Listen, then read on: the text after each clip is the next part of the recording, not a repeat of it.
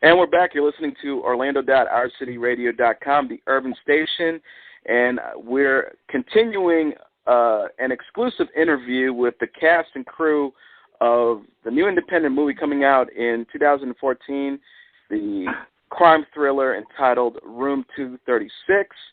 And now we're going to be talking to the cinematographer of the movie. And are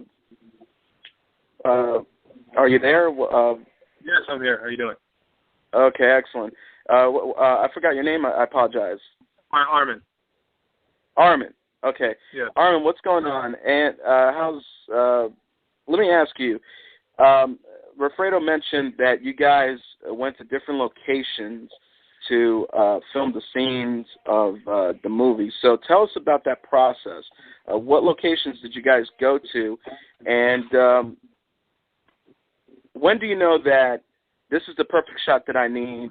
And when, in other words, when do you know that you have a perfect shot and other shots you have to redo again?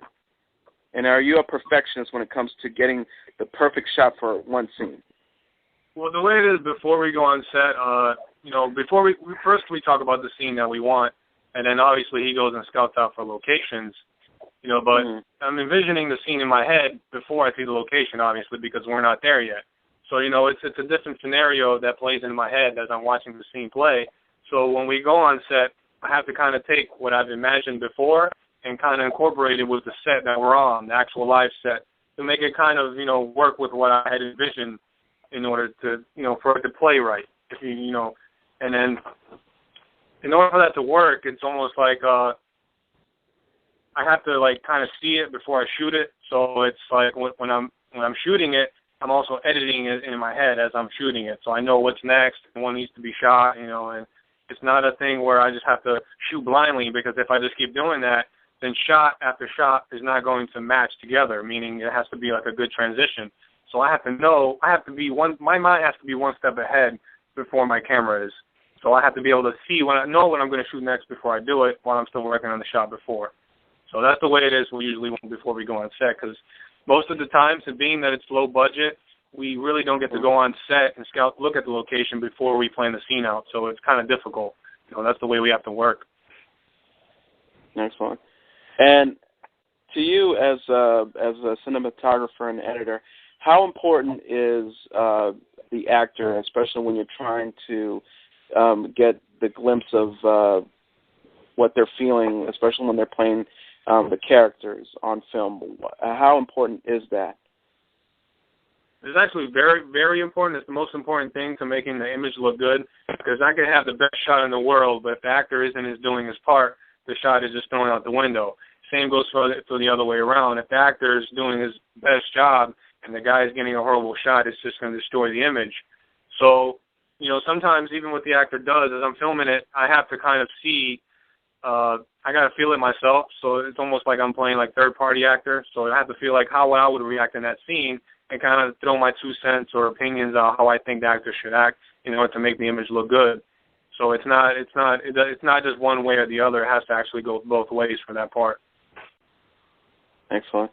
Let me talk about one of the scenes that I saw from the trailer is there's this wild car chase.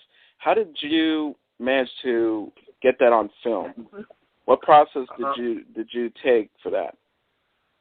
Well, are you talking about towards the ending where the guy's hitting about 100? Yes. Okay, well, here's the thing with that. For the shots, we do some crazy stunts. Okay, I got you. We do some crazy stunts. It's not a lot of camera tricks, being that it's low budget. We have to kind of, like, for example, if I really want a shot of the car coming right at the camera, I literally have to do that. Put the camera in front of the car and have it run, have full speed go towards the car, and I have to tackle my camera to make sure that I get out of the way just to have that shot. So there's no secret there. It's no camera tricks. That's the way it is when you work with a low budget thing, And as far as, the car chase scene, that's just, those are my little, my own recipes and stuff that, that's the way I do things. It's kind of complicated to explain. You have to kind of be on set for me to explain it. But like I said, I know big budget films, they have more money to put down on it to make it look legit. But, you know, we kind of take the hazardous route. You know, we have to do crazy stunts in order to pull it off.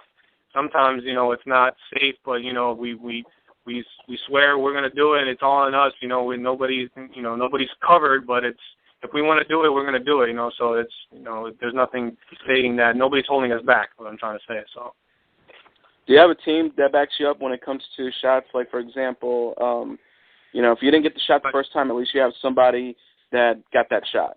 Or is it just you? My friend Oli here, he helps me out a lot. He's my assistant. You know, he throws me shots. I know me and him work together. You know, I can't do it by myself. So it's without him, you know, it'd be way harder. So he definitely has his own mindset. He throws in his ideas. Obviously Frank does too, because, you know, he envisions in the way he does. So he throws in his ideas, and then I try to, you know, make the image look how they want it. So and also he's a second cameraman. So we set up our cameras.